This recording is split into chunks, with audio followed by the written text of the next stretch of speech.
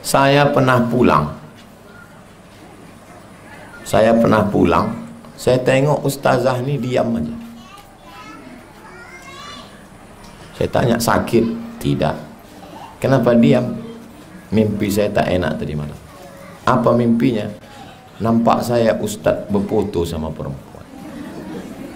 Baru saya ingat, waktu saya duduk di pesawat tuh datang pramugari.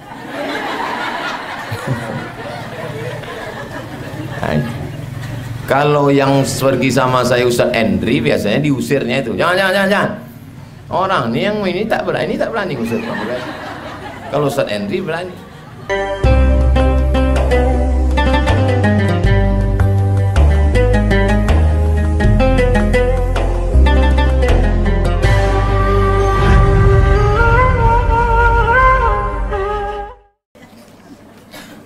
Mana kertasnya ustazah?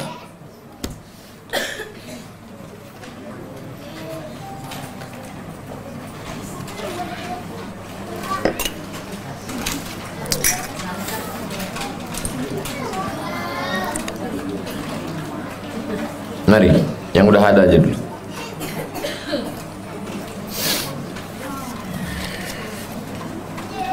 Kapan batas waktu sholat duha? Kalau azan zuhurnya 12.18 15 menit. Tak boleh sholat 3 waktu. Pertama, matahari terbit. Kedua, matahari tergelincir. Ketiga, matahari tenggelam. Karena 3 waktu itu dipakai orang jahiliyah menyembah Lata, Uzza, Manat, Hubal, Jibti, Tohut, Naham, berhala, hantu, setan. Waktu pagi, kapan tak boleh sholat? Ketika matahari terbit lewat 12 menit. Payah 12, lewatkan 15. Zuhur, 15 menit sebelum azan zuhur sampai azan zuhur. Tak boleh sholat. Masih bolehkah sholat duha jam 11.30? Kalau zuhurnya 12.18, masih bisa sholat sampai 12:03.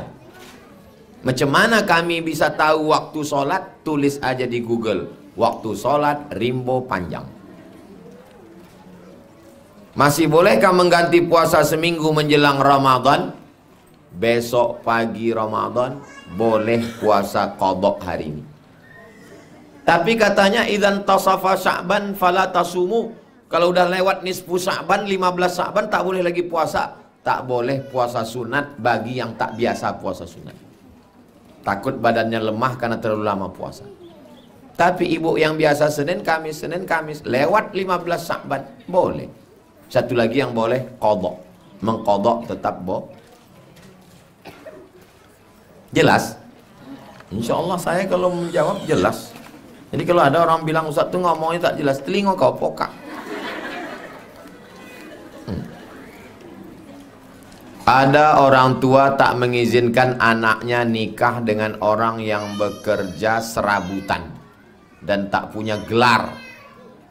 Bagaimana menanggapi orang tua seperti ini Ustadz? Dia kasih anak melanjutkan nikah dengan laki tersebut, apakah si anak bisa dikategorikan anak durhaka? Kawan saya kenal sama cewek melalui chatting. Hai, adik di mana? Akhirnya berjumpa di Jakarta. Sampai di Jakarta bertamulah ke rumah perempuan tadi. Majulah dia jadi imam. Bismillahirrahmanirrahim. Selesai sholat, apa kata bapaknya? Inilah yang bisa jadi imam untuk anakku. Dia pun dah pede nikah sama anak gadis. Rupanya bini bapak ni nanya, kerjanya apa? Kawan ni baru balik dari Mesir, belum punya kerja tetap. Tak jadi nikah gara-gara tak ada kerja. Sekarang apa yang terjadi? Saya baru pulang dari rumahnya kemarin dari Makassar. Kantornya 3 lantai. Duduk saya di kantornya. Duduk dulu Ustadz Somad ambil barokah. Duduk saya di kantor. Saya bilang ada yang kurang tulisan di kantor kau ini. Apa yang kurang? Buat tulisan di atas. Apa tulisannya? Bekerjalah supaya mereka menyesal. Rezeki tak berpintu. Kalau datang anak lajang meminang anak gadis ibu, dua cuman yang disuruh tengok. Pertama, dinahu, agamanya baik. Yang kedua, khuluqahu, akhlaknya baik. Baik agamanya, baik akhlaknya, nikahkanlah. Rezekinya menyusul belakangan. Ini ada orang baik agamanya, baik akhlaknya, tak mau dinikahkan anak. Akhirnya dinikahkan anak sama orang yang bawa mobil. Oh, seminggu nikah anak menangis. Kenapa kau menangis? Rental. Itulah hukuman bagi mertua matre.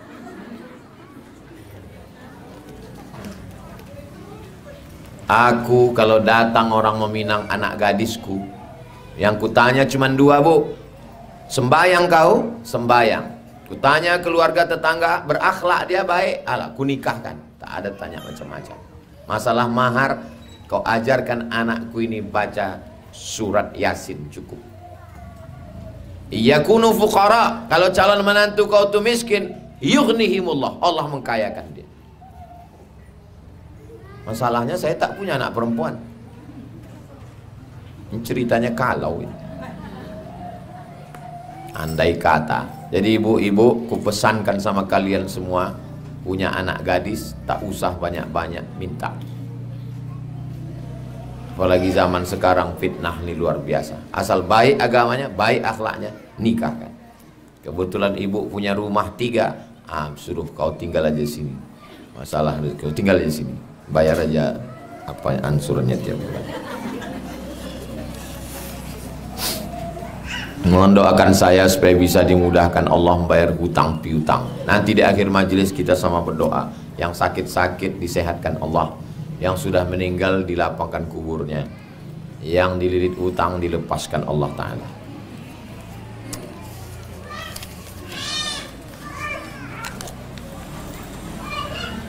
Suami saya sudah lama tak kerja. Dia sudah kesana kemari, belum ada panggilan. Selama ini saya membiayai semuanya. Apa yang harus saya lakukan sebagai istri Pak Ustadz? Ikhlas. Karena mengamuk pun duit udah habis juga. Ikhlas. Macam mana biar supaya ikhlas Pak Ustadz? Banyak beribadah. Kalau kita beribadah, Allah menolong. Kalau kita merepet, setan masuk. Lama-lama capek. Capek aku, Pak Ustaz. Nah, banyak ibadah, sholat duha, sholat tahajud, berzikir, tak ada yang sulit bagi Allah. Innama amruhu iza arada syai'an ayakula lahu kun fayakun. Falyabudu rabb hadzal bait. Banyak-banyak beribadah. Orang yang banyak beribadah, 2 janji Allah. At'amahum min ju'. Kalau kau lapar dikasihnya makan. Wa amanahum min khauf. Kalau takut dikasihnya aman. Rupanya kalau kita mengamuk selesai masalah. Enggak. Kalau bisalah mengamuk selesai masalah, kita buat aja hari mengamuk nasional. Banyak-banyak beribadah. Ikhlas. Aku bang, walaupun kau belum kerja, aku ikhlas duitku nih kau pakai. Tapi nanti kalau kau udah kerja, tolonglah kau ganti pula.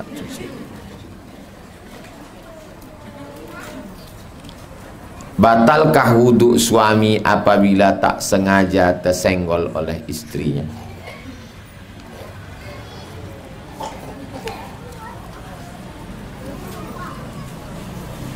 Laki-laki, perempuan, suami istri menurut mazhab Maliki tidak batal kalau tak bernafsu. Menurut mazhab Hanafi, walaupun bernafsu tak batal, karena makna aula mastumun nisa bukan menyentuh kulit. Maaf, berhubungan kelamin baru batal. Mazhab Hanafi tak batal. Mazhab Maliki batal kalau bernafsu. Mazhab Syafi'i bernafsu tak bernafsu batal. Kawan saya Muhammadiyah mau berangkat dari rumah berwudu, mau berangkat disalaminya bininya, cuk. Habis itu sampai kantor sholat duha dia. Kau kenapa tak wudu. Muhammadiyah pakai majelis tarjih, mentarjihkan kalau tak bernafsu tak batal. Mazhab Maliki dipakai. Saya Perti, mazhab Syafi'i. Bernafsu tak bernafsu batal. Asal udah bersentuhan sama ustazah mau mengendong sami, kena tangan, batal. Maka saya tetap ulang wudhu balik. Mau disenggolnya tetap batal.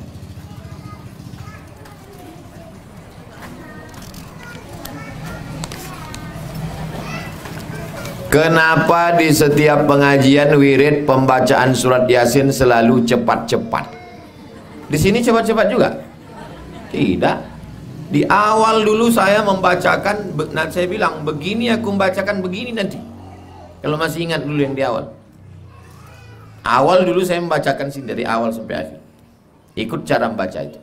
Yasin wal Qur'anil Hakim. Innaka laminal mursalin ala siratim mustaqim tanzilal azizir rahim. Mungkin tempat lain ya, bahkan tak ada pangkalnya ujungnya. Jawab fayakun. Apa yang mau dikejar orang? Giliran baca Yasin mengantuk minta ampun. Makin tahlil lagi, la ilaha illallah. Rupanya ditengoknya, rupanya piring tuh ketutup koran. Kipas angin tuh kencang, terbuka mie kurus-kurus. La ilaha illallah. Makanya innamal a'malu bin niat. Berselawat pelan.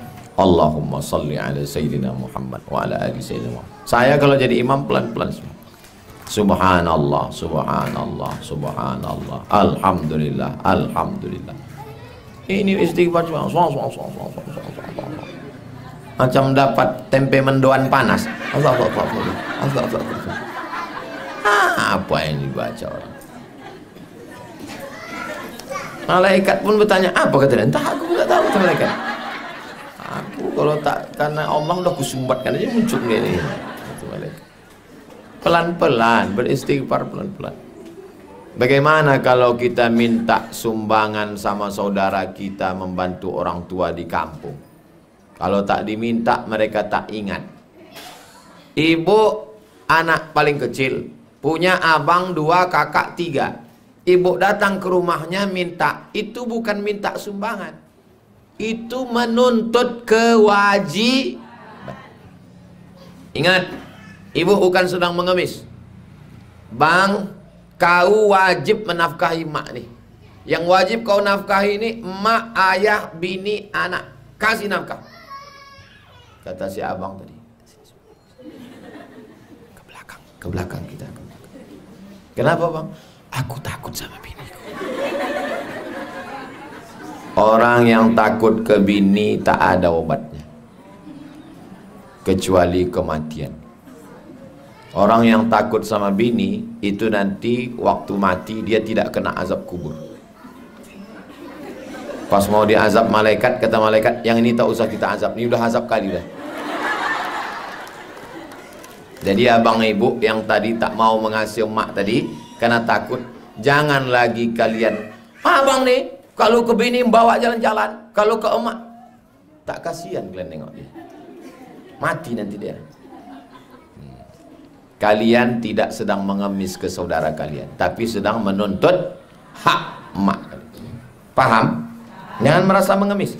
Datang tiap bulan, telepon terus, minta sama dia. Kain kapan yang sudah dibeli dicuci dulu atau disimpan untuk persiapan? Orang yang mencuci kain kapan, dia khawatir kain kapan ini kena najis. Pabrik tak jelas. Maka dalam kaedah da'ma yaribuka ila ma la yaribuka. Tinggalkan semua yang meragukanmu kepada yang tak meragukan. Saya kalau pulang bawa baju baru. Semua baju baru saya itu dicuci ustazah. Baju orang pun dicucinya juga. Saya heran kenapa dicuci, ragu, entah dari mana pabriknya. Maka baju-baju baru sebelum hari raya dicucinya dulu. Itu alasan orang mencuci kain kafan. Ada orang yang tak mencuci kain kafan, kenapa tak kau cuci? Aku membelinya di pabrik orang Islam, tak mungkin dikotorinya. Boleh juga, karena indikasi yang membuat orang Islam. Kalau saya ragu Pak Ustadz, cuci dulu. Ibu kenapa tak ibu cuci? Saya buat kain kafan ini agak-agak bentuk lapuk, supaya nanti pas malaikat meriksa ditengoknya, ini nampaknya jenazah lama nih, gak usah kita periksa.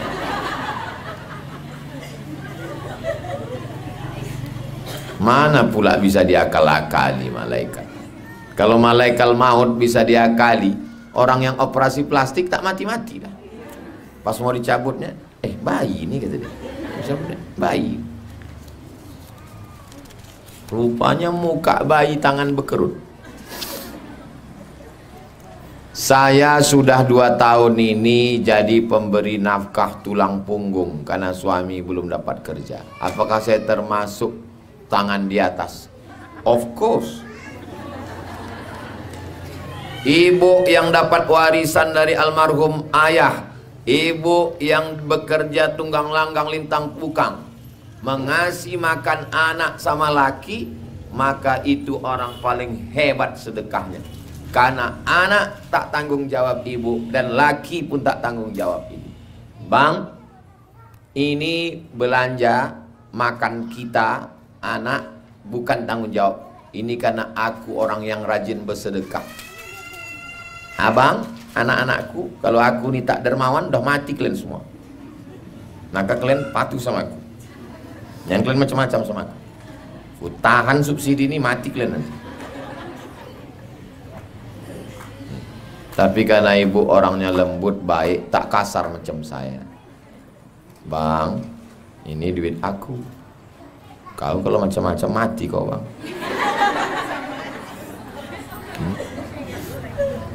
Apa yang bisa ibu lakukan? Ibu ikhlas, berdoa sama Allah, mudah-mudahan dikasih Allah bapak itu kerja.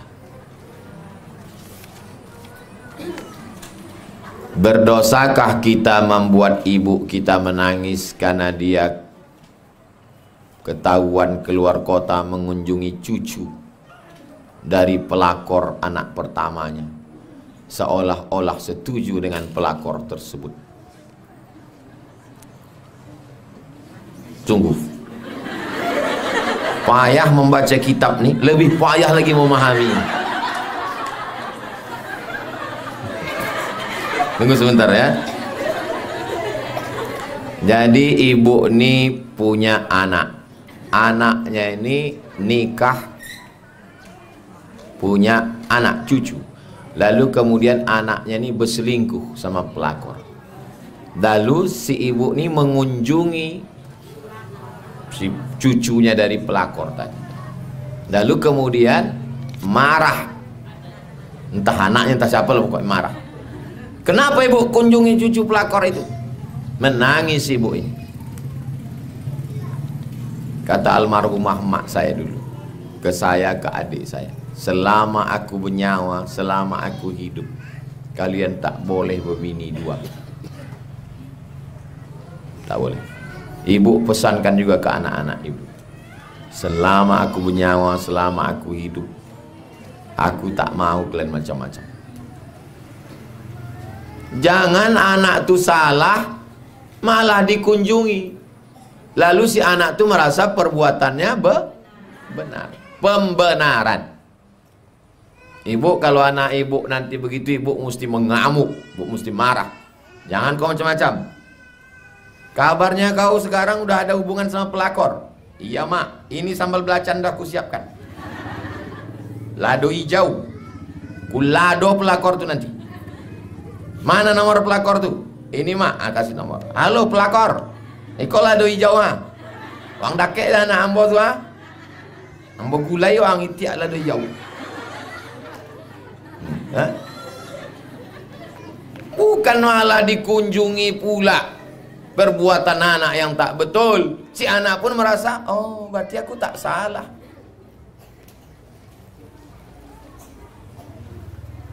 Itu maka dibuat nama yayasan ni Hajah Rohana.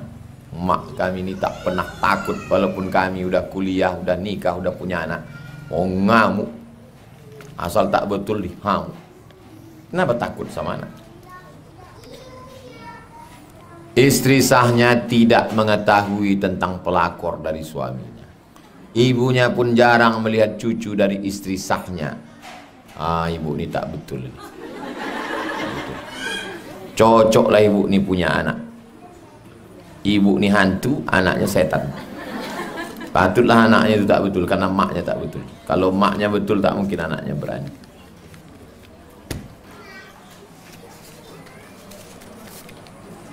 Bagaimana sikap kita menghadapi suami karena kecurigaan kita kepada suami tentang mak tak ada titiknya ini. Tak usah menarik napas kita dulu. Bagaimana menghadapi suami karena kecurigaan kita kepada suami tentang perselingkuhan atas isu yang dia dengar, sehingga sering kelahi dalam jangan makan isu. Ibu, saya sarankan jangan termakan isu. Makanlah nasi. Jangan makan isu. Kalau ada orang mengadu, laki kau berselingkuh, ada kau nampak? Tidak. Tolong rekamkan. Di hotel ini, carikan rekaman CCTV. Setelah dapat bukti, duduk dia, kumpul. Ini laki, ibu bawa wali ibu. Wali ibu 6. Ayah, atuk, abang, adik, abang ayah, adik ayah. Kalau orang Minangkabau ditambah lagi nenek mama. Nenek mama, datuk. Kumpul semua, backing ibu kanan. Wali kanan, nenek mama kiri, duduk. Judul laki 1. Kau kabarnya selingkuh. Enggak ada, mana ada. Nih, rekaman kau check in. Dari mana kau dapat? Bukan urusan kau. Mau dibawa kemana hubungan ini? Karena kalau ibu hanya isu, dia membantah tak selesai. Paham?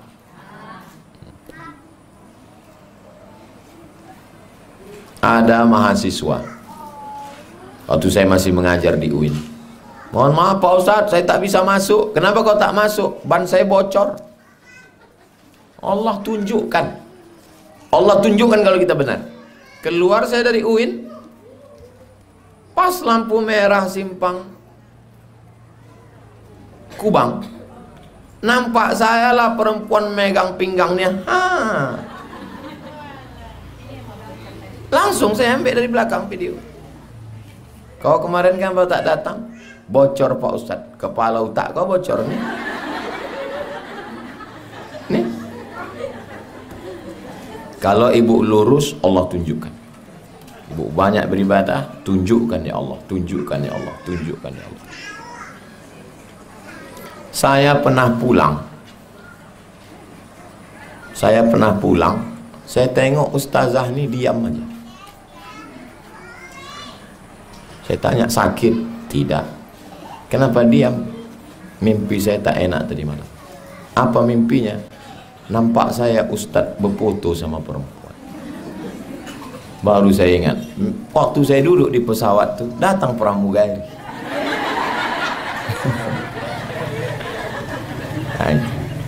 Kalau yang pergi sama saya Ustaz Endri, biasanya diusirnya itu. Jangan.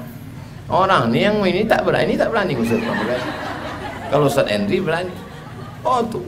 Jadi kalau ibu lurus ditunjukkan Allah. Apalah salah pramugari berfoto kan?